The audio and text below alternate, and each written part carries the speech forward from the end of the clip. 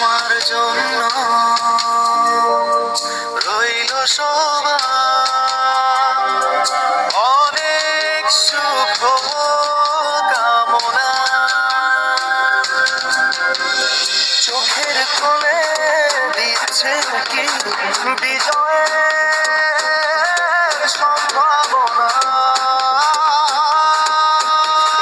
লক্ষ্যটাকে ছুঁতে পার